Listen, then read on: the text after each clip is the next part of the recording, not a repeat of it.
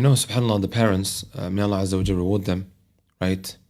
I think you find two kinds of parents, right? A parent who wants their children to do good. However, you yourself are not providing the example that they are in need of, right?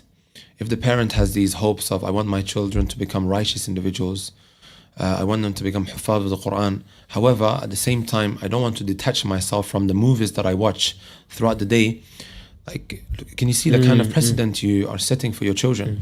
That's only going to affect them, and you're never going to be able to fulfill the hopes that you have as a parent, right? The parent is sitting there watching Netflix series, and I think it's important that I also make mention of what could actually prevent them being able to progress in their memorization. There are sins, right? There's this lecture that I have on my YouTube channel. It's called 5 Sins That Prevent Knowledge, right? 5 sins that prevent knowledge. And that which we keep looking at, especially if you keep staring at the opposite gender, that without a shadow of a doubt has a huge impact on individual's heart, on individual's memorization. Yesterday, gave a lecture on the effects of sins from the book of Ibn al-Qayyim rahmatullahi alayhi, and advised everyone to buy this book. It's been translated in English. I even had the book with me. I wish I did. Maybe you can take a picture of it and put it on the screen. It's called The Sickness and the Cure by Ibn al-Qayyim rahmatullahi alayhi, Ad-Da'u wad-Dawa. That kitab is amazing. Even when he listed a number of effects that sins have on an individual, the first point that he started with was hirmanul ilm, prevention from knowledge. To be deprived of knowledge. What did he mention? He mentioned the example of Al-Imam al-Shafi'i rahmatullahi alayhi when he sat in front of Al-Imam Malik. Imam Malik was shocked by the sharpness of Imam al-Shafi'i's memorization. And he said to him, إِنِّي أَرَى أَنَّ اللَّهَ قَدْ أَلْقَى فِي قَلْبِكَ نُورًا فَلَا تُطْفِئَهَا بِظُلْمَةِ الْمَعْصِيَةِ. I can see that Allah subhanahu wa ta'ala has placed a nur in your heart. Do not extinguish this light with the darkness of sinning. Sometimes we push our children to go to madrasa and he just doesn't have the desire to memorize. When one day he did, right? And then the teacher may not necessarily understand why all of a sudden he doesn't want to memorize. It could be that he's involved in certain types of sins, or he's been exposed to things that, the classmates are watching, that many of our shabab are becoming addicted to, and he's now fallen into that trap. And now, of course, that's going to destroy your heart, right? It's going to affect your memory. No. Subhanallah. They say about the Imam Shafi'i rahmatullahi alayhi, because you can see now how sharp his memorization was. His memorization was so sharp, imagine you have a kitab, right? Yeah. And you cover one side.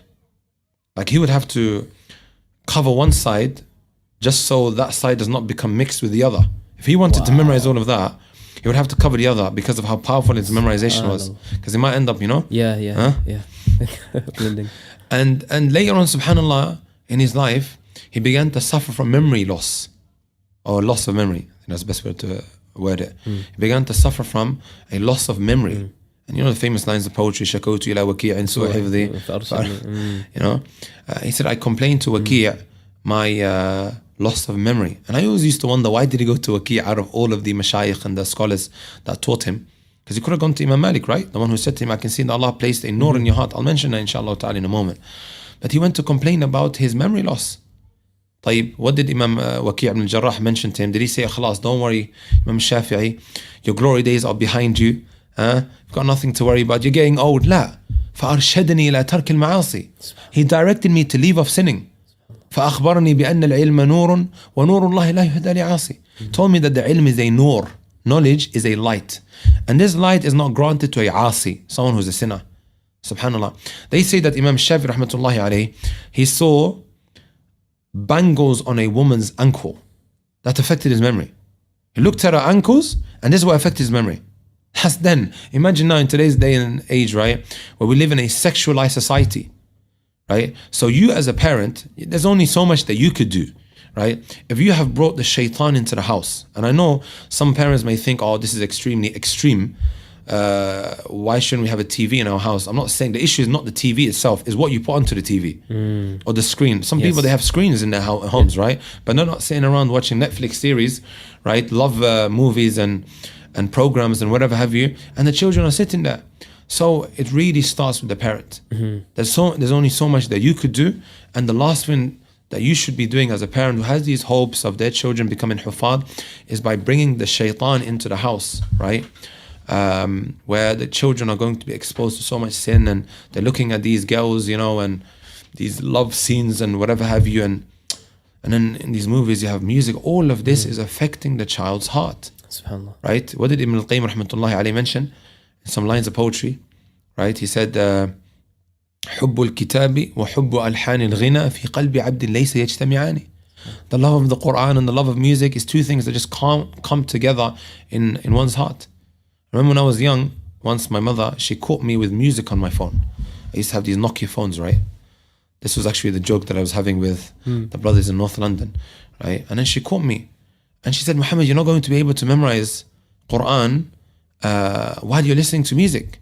But you know, when we're kids growing up, you always think that our parents are backwards and you know, they're out of touch with reality and whatever have you. It was back in the day when we used to have the infrared. You used to connect your phone to another, hold it like that, and the music files would be transferred. Seriously, before Bluetooth. And Shahid, subhanAllah, she said that to me. And then years down the line, I came across this line of poetry.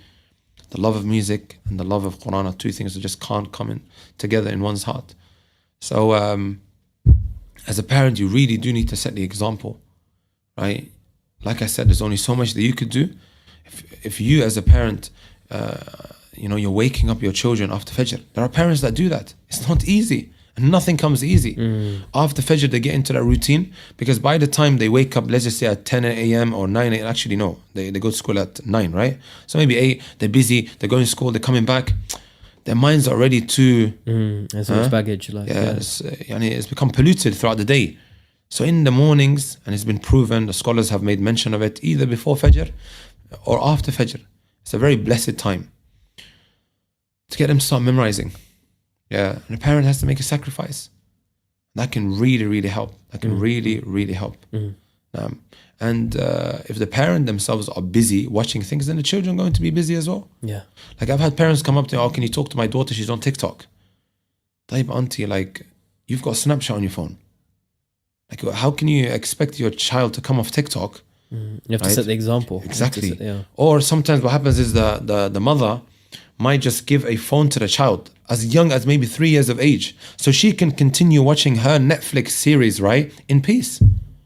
So from a very young age, their attention span are becoming, you know, really badly affected, and they grow up like that.